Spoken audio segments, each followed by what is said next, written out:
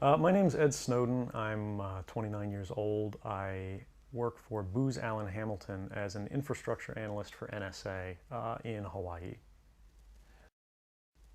What are some of the positions that you held previously within the intelligence community? I've been a systems engineer, systems administrator, senior advisor for the Central Intelligence Agency, solutions consultant, and a telecommunications information systems officer.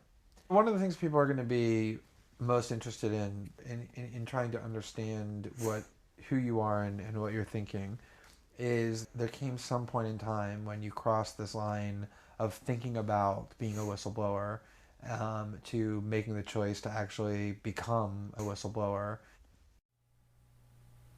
A whistleblower is someone who exposes misconduct in an organization in the hope of stopping it. The government of the United States enacted the first whistleblower protection law in July of 1778. That awareness of wrongdoing sort of builds up and you feel compelled to talk about it. And the more you talk about it, the more you're ignored, the more you're told it's not a problem.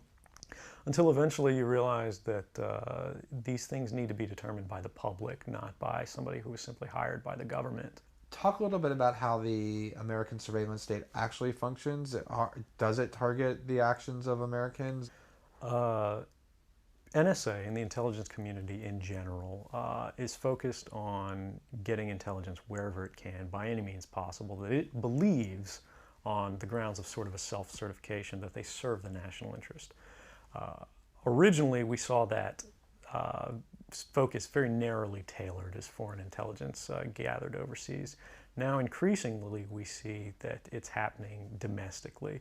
And to do that, the NSA specifically, targets the communications of everyone. It ingests them by default. It collects them in its system, and it filters them, and it analyzes them, and it measures them, and it stores them for periods of time, simply because that's the easiest, most efficient, and most valuable way to achieve these ends.